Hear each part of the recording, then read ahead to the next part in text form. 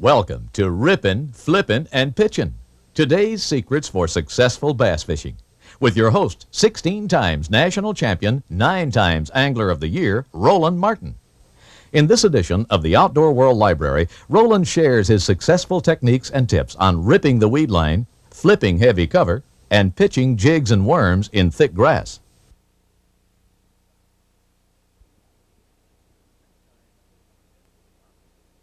Many times, fishermen head for the obvious fishing hole.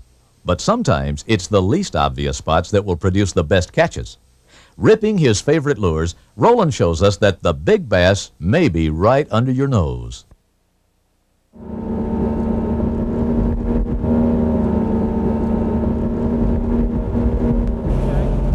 Well, folks, here we are in a section of the marsh. You know, here on Lake Okeechobee, you have 500,000 acres of water and about 100,000 acres of marsh. And I found a very interesting pattern that I want to really demonstrate to you. And it's a pattern that I've been working. It's kind of a secret little deal. Not many people fish, and that's fishing boat trails. There's millions of boats that go up and down these little marsh areas all the time, and people often think that maybe they mess the fishing up. But no, that's not the case. Let me just show you a little bit about boat trail fishing. Now, the first consideration in fishing a boat trail of any sort is which way the wind's blowing and which way the current is going to be flowing. And I've chose to fish into the wind. The wind is pushing down this channel. So any fish that are positioned in this boat trail, again, much like the cut in the canal, the fish will be facing forward, and I'd prefer to have the bait coming at them. The second consideration is how deep, of course, how deep the water is and what kind of weed cover there is. And you have to have a lure that's just skimming the weeds. It's just barely ticking the weeds. I like a rattle wrap for some of this cover here in Lake Okeechobee for the simple reason that you tick the top of the hydrilla and you tick the edge of this Kissimmee grass, and anytime that lure careens off of a subject like a grass edge or off a hydrilla clump, that triggers a strike. The third consideration on boat trail fishing that really makes a lot of sense to me is I like to fish a lot of intersections. And you notice here on the illustration, intersections are really the key to some of my bigger fish. The fourth consideration in fishing a boat trail is just how much boat traffic there is on that boat trail. Now, in Okeechobee, as in many lakes, you have shad, you have bluegills, and of course you have shiners that frequent these boat trails, and they run along the boat trail. As those boats churn through there and disorient the bait, and they scatter in different directions, and it kind of dinges the water up, often that triggers bass into feeding. Now, many times, and I've mentioned before, I'll actually run up and down the boat trail before I ever fishing a boat trail, and I'll stop and fish for a while. Often, you wonder why the first minute you stop, sometimes you come back into some heavy weed cover and sometimes along a boat trail, and you stop your boat, make a couple casts, you catch a fish right away. That's really because you've disturbed that bait. Now, I hear a boat coming now. That could be good. There's plenty of boats running these trails. I just hope he doesn't slow down. Come on! Come on, I'll just motion them through. Come on! How you doing? But see, I'd rather have a boat like that. That's kind of a good deal, because I'd rather have a boat go real fast through there. And what it's done now, it's churned the water up, of course. We can see that. But it's also, it's not muddied the water up. And that's a big deal. So let me make a few casts up and down that boat trail. And often, that little bit of activity will, in a few minutes, maybe turn them on. Get a couple good casts right up through where he was running. That's not a bad deal. In fact, this sounds crazy, but on occasion, I'll run my boat up the trail. Now, this technique is won tournaments. It's been a pattern that's actually won many different tournaments. Having the boat trails, fishing the boat trails that are being used, sometimes it pays off. Just keep that rod high and just really work it fast. There's one. I got him now. Ha ha, son! He's down the grass. Oh boy. Wait a minute. Oh boy. Boy, that's another big bass. Big fish. I'll tell you what, folks. That's a big fish. Oh, son! Man, I'll tell you what, that is a good fish. I love it. Come on. Oh, boy. Tell you what, sometimes there's 2 or 3 fish in the same spot. That's a good bass. That's a good bass. Come on, boy. Oh, boy. Oh, what are you talking about? Okeechobee special, son. That is all right. That is what it's all about. Tell you what, folks, with the right kind of tackle, working the right kind of areas, you can catch fish like this too. It's not that hard to do. That's just a big old bass, I'm telling you what. That tournament that's coming up, don't tell anybody, folks, but I'm going to win that thing. I'll tell you what, that's a trophy fish. Again, I have real sharp hooks. I'm using the right lure for the right water conditions, and I'm working a pattern that's really productive. Some of your better places on the boat trail would be where there's a junction of trails. Now, right up here, just a few feet farther, there's a trail that crosses this trail. There's one. Hey, I got one now. Oh, son, I got a big one. Oh, what are you talking about? Oh, there's a big one. Oh, I'm talking about a giant. Son. Oh, where'd he go? Come on, bass. Oh, boy, you talking about a giant. Oh, son. Oh, boy. I've been talking about a 7 or 8 pounder now. You know, we film a lot. We get out here day after day, and sometimes we don't catch them. Oh, but we're catching them today. Come on, bass. Come on. I love it. Oh, heavens. Okay, boys. Oh, what a big son of a gun. Come on, get over here. Get over here. Okay, here we go. I tell you, I love it. I mean, a Okeechobee special. That's what it's all about, folks. Big old bass on big old lures like this. Tell you what, you don't catch fish like this every day. It's hard to catch them all the time like this. But right now we have the right water conditions. We have 60-degree water. We have bass coming in to spawn. We have everything we need for just the right patterns. And fishing the boat trails, fishing the canals with good crankbaits can often be the real key to success for really trophy bass. So the next time you want to really have some good fast action, come on down to Lake Okeechobee. Find out from your local guides and your local marine operators just how the bass are biting. But when they bite, son, you can catch them too.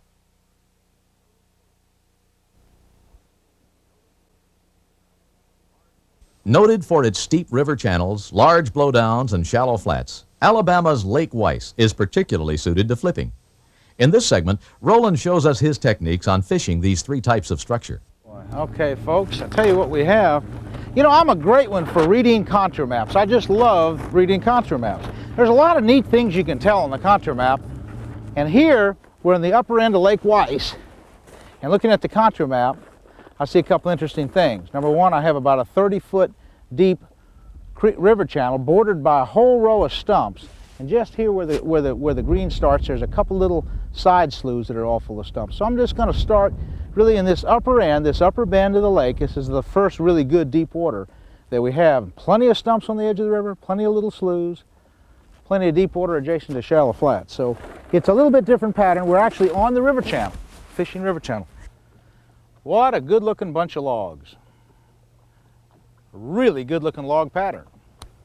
Log pattern. What do I mean by a log pattern? What's a pattern? Well, you know, I wrote a book a few years back. It was called Roland Martin's 101 Best Bass Catching Secrets, and it was really 101 Best Bass Patterns. And one of my favorite patterns was flipping these big logs like this, like we have here today. So what are the ingredients of a pattern? Well, the definition of a pattern is really that exact set of water and cover conditions that are attracting fish to that particular spot and other similar spots. So what we have is water and cover conditions. What are they? Well, first of all, we're dealing with water depth. That's probably the most important ingredient of any pattern, about 2.5 feet deep. We're dealing with horizontal cover itself, the logs that offer a lot of shade and sunlight protection for the non-eyelided bass.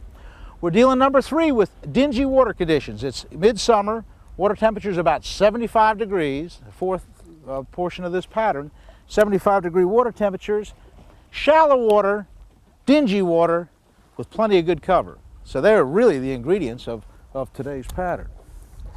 You know, it's really nice fish too. Once you find the right kind of spot, you can catch some 3- and 4-pound bass. Boy, what a neat looking spot. Now, the current forms another type of ingredient for this pattern, and that is the wind forms a current that's sweeping in onto the interface of this log. And so anywhere on this front end of this log jam ought to be a really excellent spot. Maybe even behind the log. Drop it in some of those logs right in here. There's one. I got him now. Oh, son. Hey, look at that. Oh, hope this line holds up. Hold up. Ho, ho, ho, son. That is what flipping's all about. There we go. Big old bass, son. I love it. Big old giant fish. 3 or so pounds. That is so neat. And you know, really, the advantage with catching big fish like this is you got to use that heavy flipping tackle to do it. Okay. Lake Weiss, you're all right. Let me just explain what I got here so that you can best understand my complement of tackle. I have a number 11 pork chunk that's pretty well worn out. I have a 1/4 ounce jig that I designed myself, nice permanent weed guard. I have some, well actually this is 720. It's a new type of oval line. It's extremely tough and durable.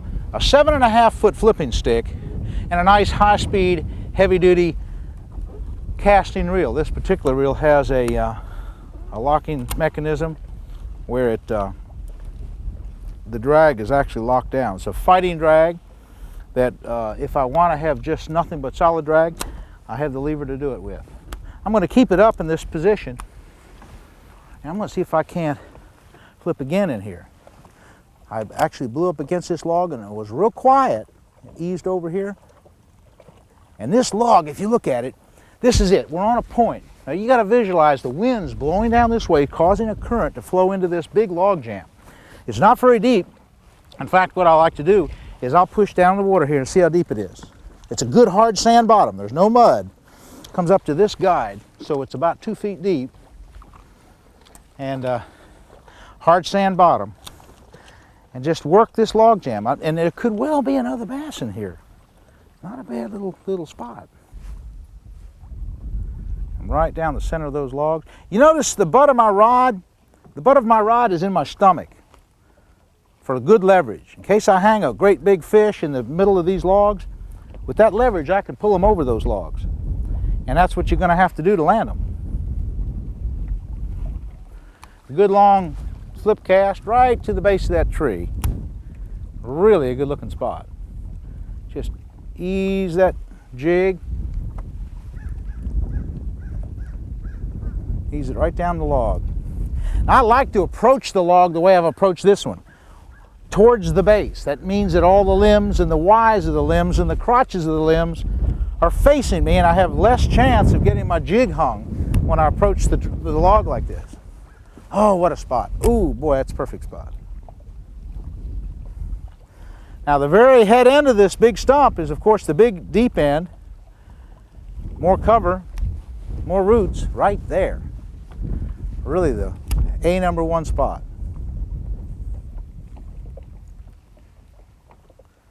Number 1. Okay. Just ease it along. Oh, there's one there. Oh, little one. Come on, boy. Hey, that's nothing wrong with him. That's a little bit better fish. That's a little bit better fish. Okay, come on, boy. Come out of that log. Yeah. Hey, that's a nice bass. That's what it's all about. Couple pounder. Boy, he scoffed that up big time. Again, they're on a shallow pattern. I really think the problem I'm having today with fish, and maybe I'm fishing too deep. These better fish are really shallow. I mean, look, I just want to show you something. A lot of times when I'm flipping, the water is so shallow you can't get a good reading on your depth finder. So I'll put the jig in the water, reel the slack up to it, and that's the actual depth of the bottom. I've reeled all the slack up. So I'm 18 inches deep. Quiet presentation. Ease that jig along. There's one. There we go. There, that's more like it. That's catching fish. That was analyzing the cover properly. That was making the quiet presentation, using the power and accuracy of a good flipping stick, and you pay off with a real nice keeper bass. In fact, there might even be a second fish there. Let me just go ahead and release him. I'll shut the hook so good. Really hammered him. Nice little bass. Okay, again, upwind side. That was the pattern here. Isolated cover. A quiet presentation. Plenty of power with the flipping stick. Just ease that jig along. See if we can't take another big bass.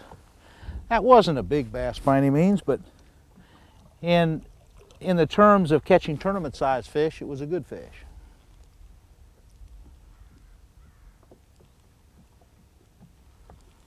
Okay. Quiet presentation. Ease that jig along.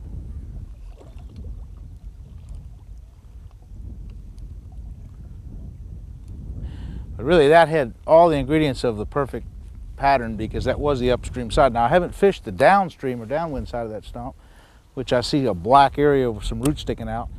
That could also hold a fish, I guess, but really the upwind or up current side is definitely my preference in fishing. Any type of an isolated ambush point. You know, you have to think of bass as a predator. He's going to seek an ambush point like this isolated stump. And I like to play a little mental game with the fish, and that is I like to position that fish much like he'd be. I like to pretend, imagine that he's there, and I like to imagine the position that he's in, his attitude. That helps a lot because I like to think of a big fish. First of all, I like to catch big fish. So what I imagine that he's facing the wind, he's facing the current, it can't swim backwards.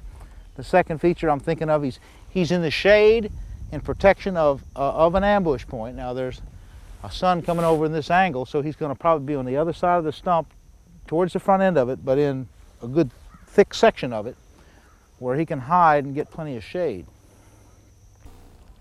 Oh, there's one. See that line? Did you see the line jump? Okay, there we go. Nice fish. Hey, come on, old gross. Oh, son. Oh, he's down in the grass. I'll tell you what I like about heavy flipping tackle is you can kind of manhandle those fish out of there. This isn't a very big fish, it's just a little bitty one, a couple pounds, but boy, he scoffed that up big time. That's always the best one. There we go, son. I love it. And it was right on cue. This is the kind of place you're going to catch them. Hopefully we'll catch some bigger fish. Okay, plenty of big logs, isolated cover, water temperature 75 degrees, 3 or 4 feet of water, just everything you want in shallow water fishing.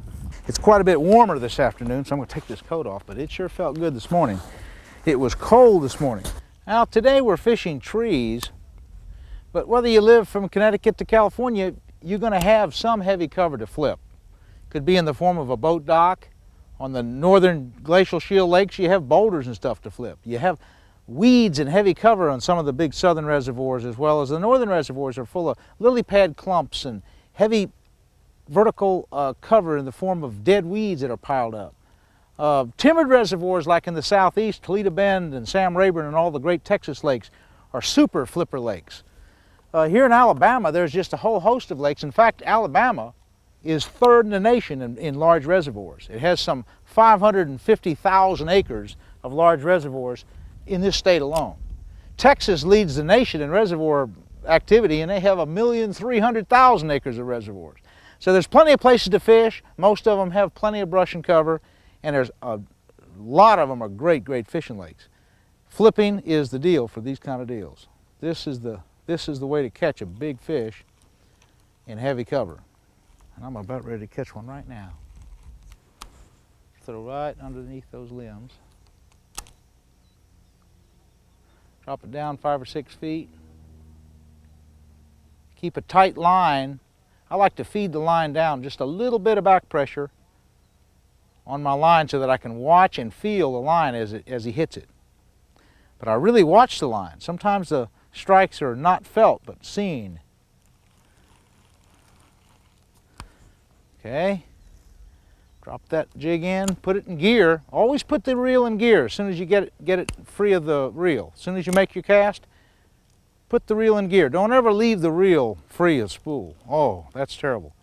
They will just absolutely eat you up. A big 5 or 6 or 7 pound bass will backlash the reel. You can't hold on to it out of gear. A lot of people ask about flipping with a spinning reel on a rod like this. And I don't recommend it. I really don't think you can flip properly with a spinning reel. Sure, you can cast well with the spinning reel, and you can pitch well with the spinning reel, but it's hard to flip like we're flip casting or conventional casting. It's tough with a spinning reel. I wouldn't recommend it.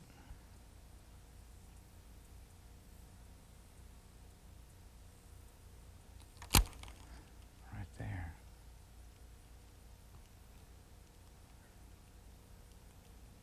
There's one. There's one. I got one now. Okay, there he is. There he is. There he is. There he is. I got him. Oh, son. Hey, look, I tell you what I got, folks. It's a big old spotted bass. It's a spotted bass. It's not a largemouth. Now look, there's a difference in largemouth and spotted bass. And basically, I'll show you the difference. That is not a largemouth. That's what they call a Coosa River spotted bass. And the basic way to tell is they have pharyngeal teeth or pharyngeal teeth right there on that little patch of tongue. I don't know how to pronounce it, but it's pharyngeal teeth, and it's a little patch of teeth on the tongue. Probably the easiest way to tell spotted bass from a largemouth. That's a real nice one. The Coosa River, by the way, holds some of the really big records on on spotted bass or Coosa River bass. They've caught them up over 9 pounds in this. That's a real nice spotted bass. Okay, folks, what we're dealing with, that whole big mat of green stuff, are little bitty plants that have little bitty roots, and they float on top of the water. And there's thousands of them. Little roots hang down about 1 inch, little bitty green plant, and they pack together in big wads. And when you find that, it's just some of the most perfect horizontal cover you can ever find. And bass, particularly summertime bass, hot weather bass, will pack up underneath this green stuff. You just have to shake that lure down through there. Boy, there's a bunch of them in here. There's another one. There's another one. Bigger one. I bet there's a whole bunch of them in there. That's really neat stuff. That's a nice little keeper. And watch out. That's 2 in a row.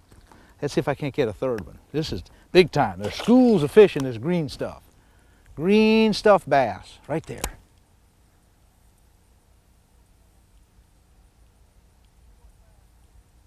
Well, folks, 4 fast fish, and all because of that heron right down there. And he was just sitting right back in this little log pile, kind of indicating and feeding on a few minnows. So I'm just going to kind of follow him along. Seems like he's my bird dog for today's fishing.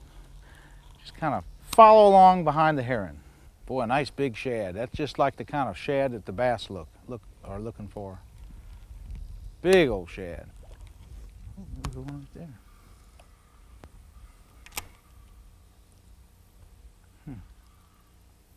Oh, there was one. He's coming after it. He's coming after it. He almost grabbed it. He almost grabbed it. He's right there. He came up to the top of the water chasing it. Let's see if he'll take this one. Nice bass. I pulled it up to the top of the water and he came right after it.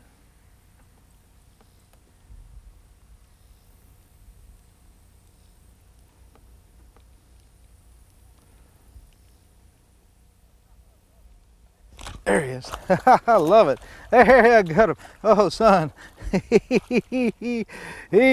boy, that was so neat, dropping that jig off that log. I tell you what, that's a nice little bass. Nothing wrong with that.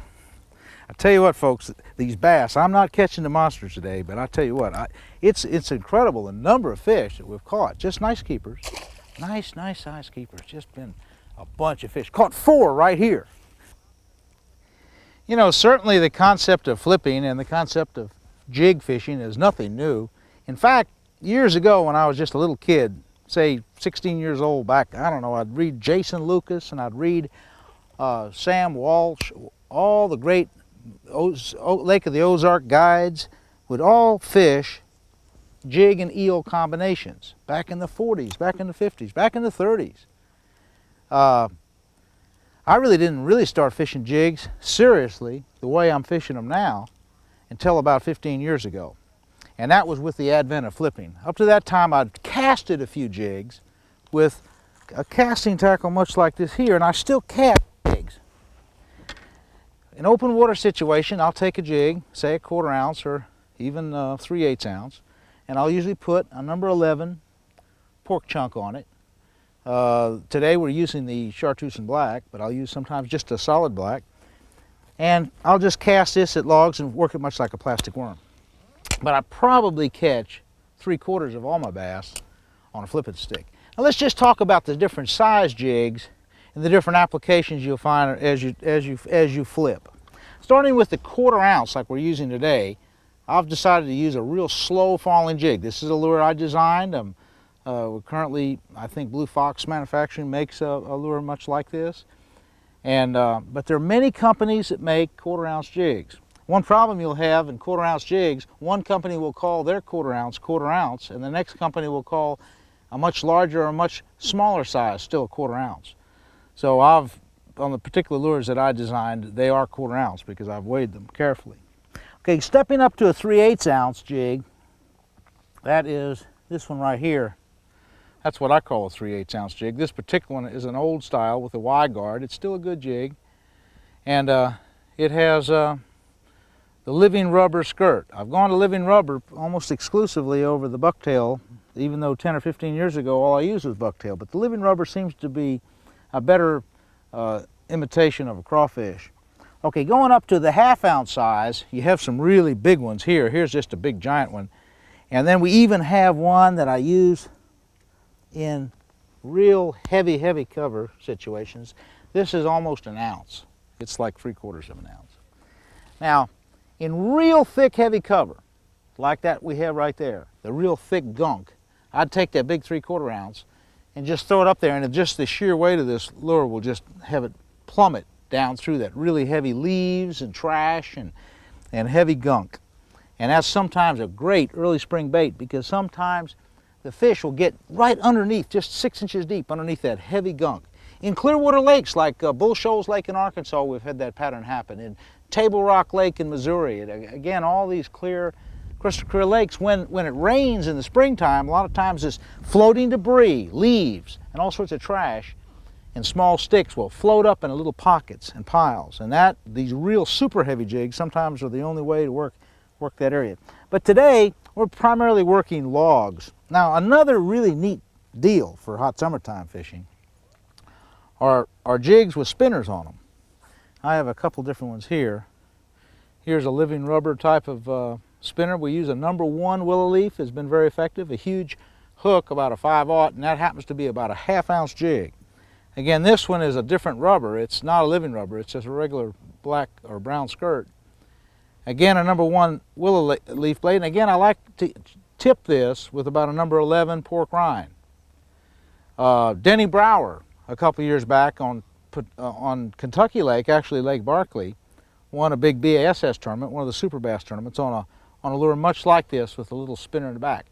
Fishing shallow cover and brush much like we're doing today. So at times the added flash can be a real bonus. But today, I've tried the flash and it didn't seem to work. Today the best thing is a real slow moving, slow falling 1/4 ounce jig.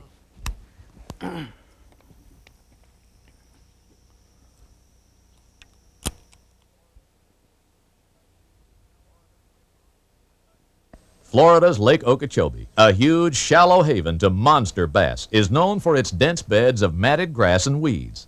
Now let's join Roland as he shares his secrets on penetrating this heavy cover with jig and worms.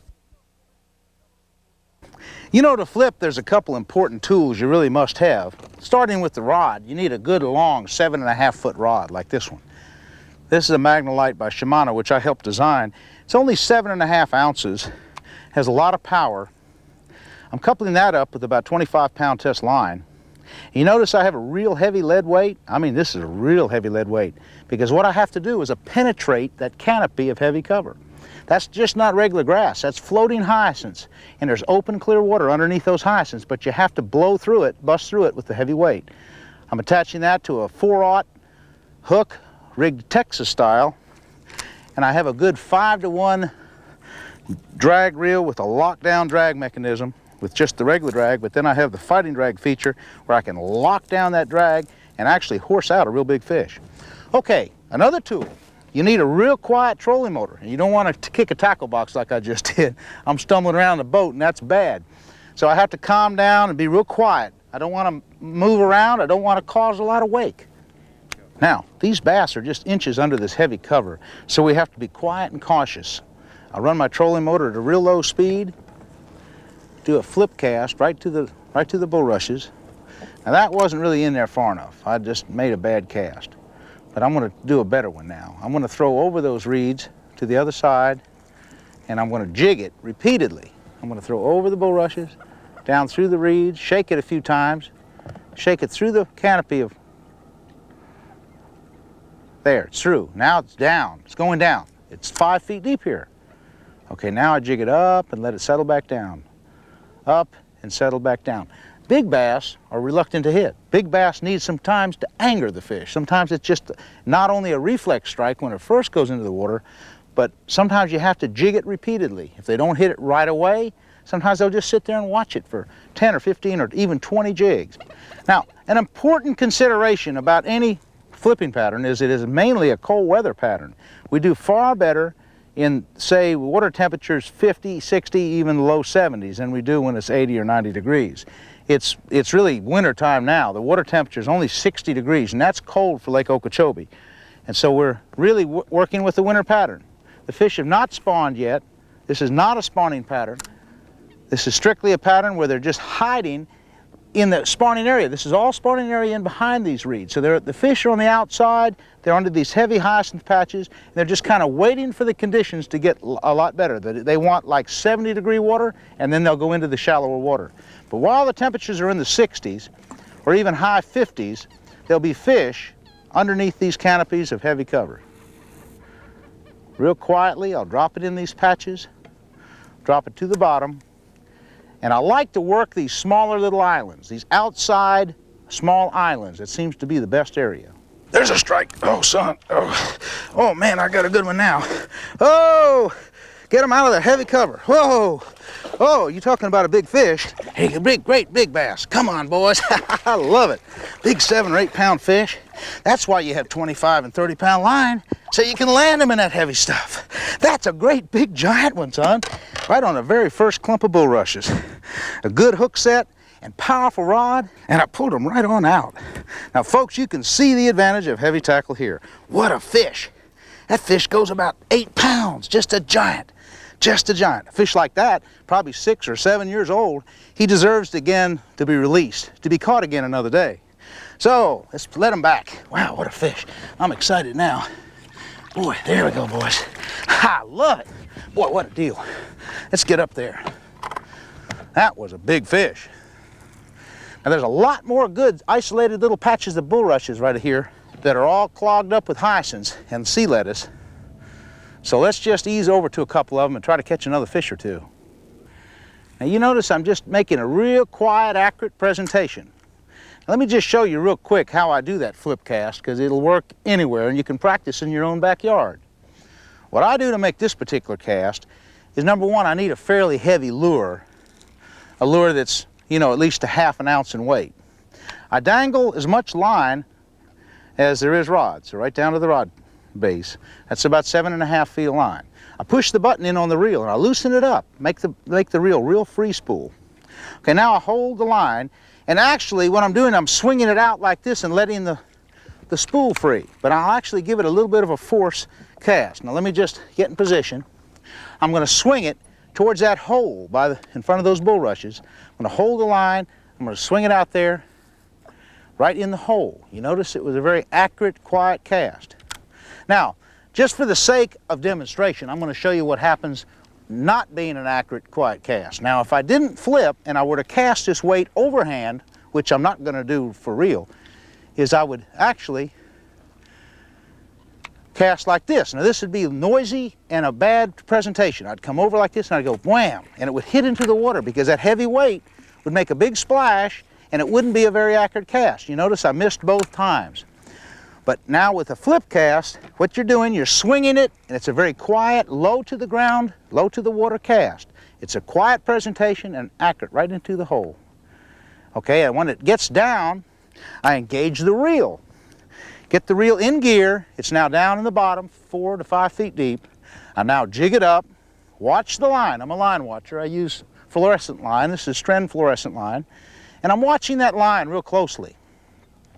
Because like with the last fish, what happened, when I jigged the line up and pulled it up, and as I started to let it down, he stopped it.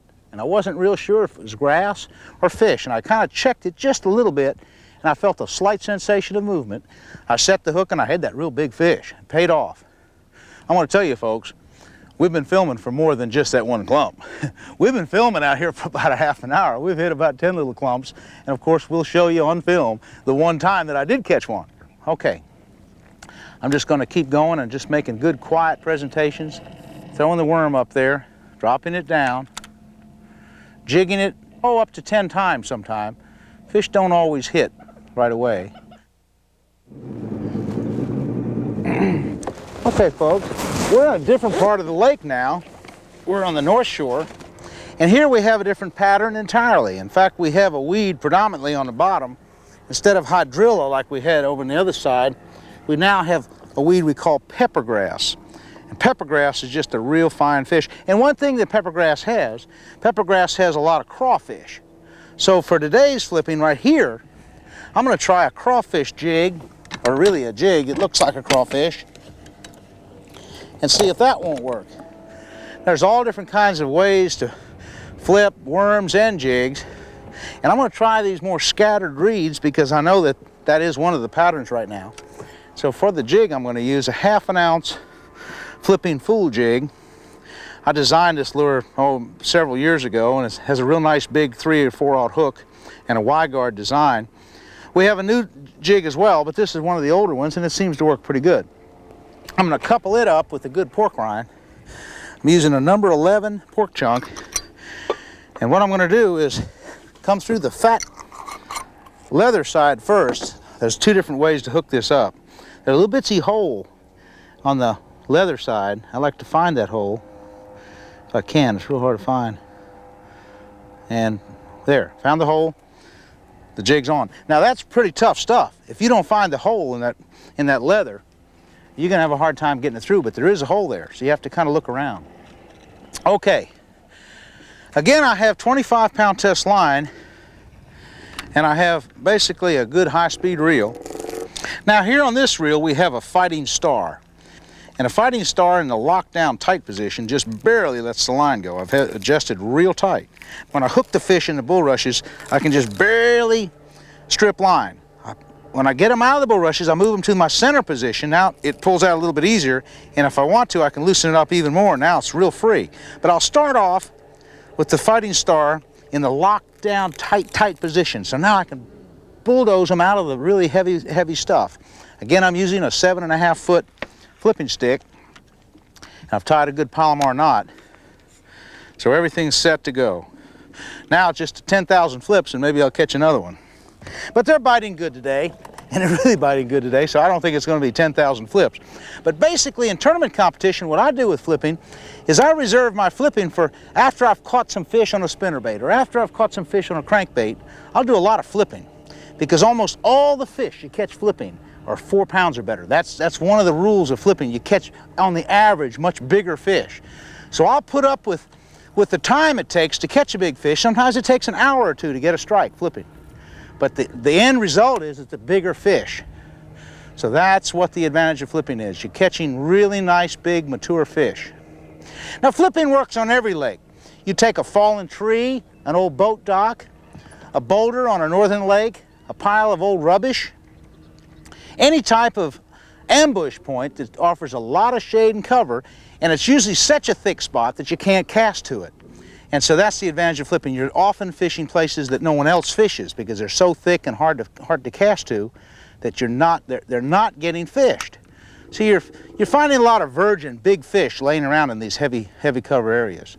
I notice there's 3 or 4 more boats out here today. Nobody's flipping this heavy cover. They're all just casting the edge and fishing shiners and what have you, and they're catching some fish too. But the pattern for today, one of the best patterns for today, is fishing this thick stuff with a good flipping rod and reel.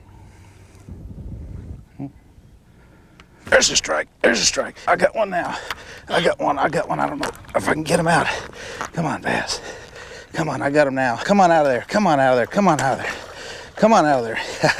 I love it. Big old bass. Boy, he is a nice one. Just love it. Come on, boy, one more time. That's why you have heavy tackle. That's the whole reason for it. Be able to power him out. He was a toughie. He was a toughie, but if you have good tackle, you can catch him. Boy, that's a nice, that's 5-pound fish. Ooh, boy, I love him. Love that fish. Love him. I'm gonna let him go. Okay, now, what I did to set that hook and get that fish out was basically, let me just reenact that a little bit. I had that fish right there. When I got the strike, you might not have seen my rod position, but the rod position's in my stomach. It's right at my belt line. And when I set the hook, I levered him up. This is like a surf rod. You get a lot of power here. And I just kept cranking and just going down and cranking. He was really wrapped up hard. And of course, you wouldn't have gotten him out with anything short of a big heavy rod like this one, big heavy line. I like to fish light line in open water, and I'm a sportsman in catching my fish. But you just can't play with your fish in this heavy cover. In fact, when I flip, I have an adage. I play with my fish when I get them in the boat. No, not quite, but you do really need heavy tackle to get them out of the cover. That's the end result of this. Okay, that was really paying off good. Flipping does work, and you notice too, the jig works. Again, we're using a number 11 pork chunk, 1/2 ounce weight, 1/2 ounce jig head, and just jigging it repeatedly. That fish hit after about the 5th or 6th time I jigged it. Just easing along, fishing these little clumps of, isolated clumps, particularly the clumps on the outside area. Seems to be the best. I fished a WBA tournament here just about a month ago. I didn't win, but the guy that won the tournament won it right here. This is the exact spot. And he won it with, I don't know, 30 or 40 pounds. And I saw him catch some of his fish. And this was his pattern. He was fishing this one little area right here.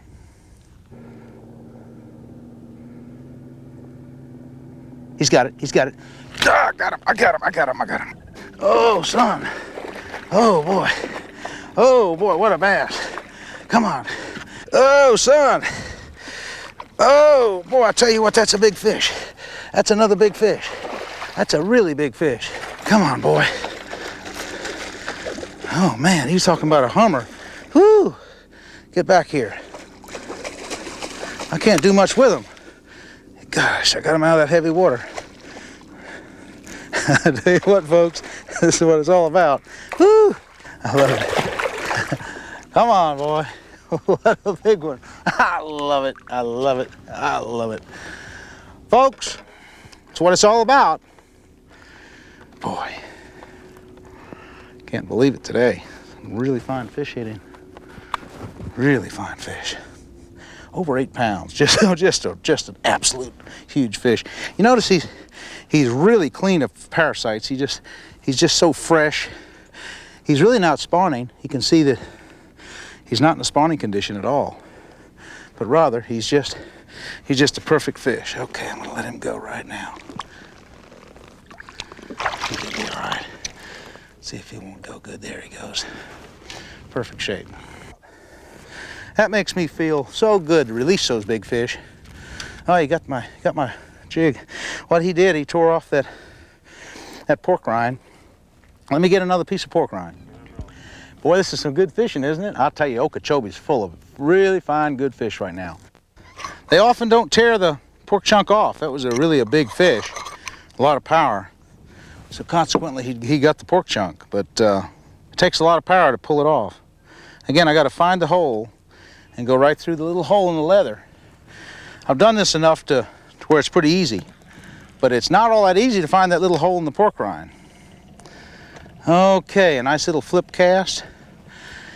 Really, the pattern today is more the heavy cover. I just threw in a little open hole, and that wasn't the right kind of place.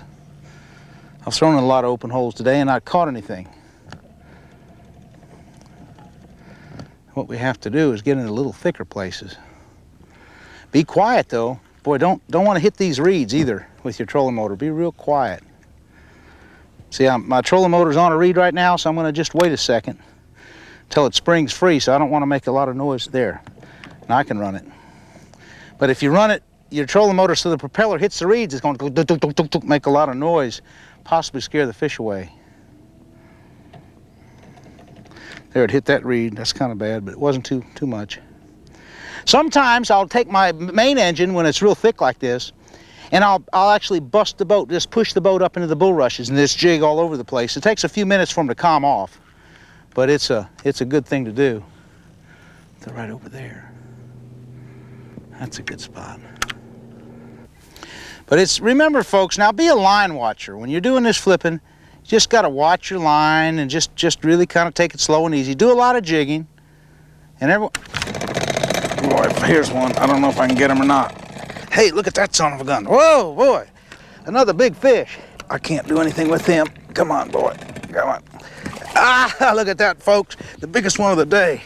Oh, get over here, get over here. Ah, what I tell you, son, a giant, a giant, a giant. That's it, folks. That's the deal. Look at the size of this big turkey. Woo! I'm talking about, he was so wrapped up, it's just unbelievable. Hook just came right out, just barely hooked by just the skin of his teeth.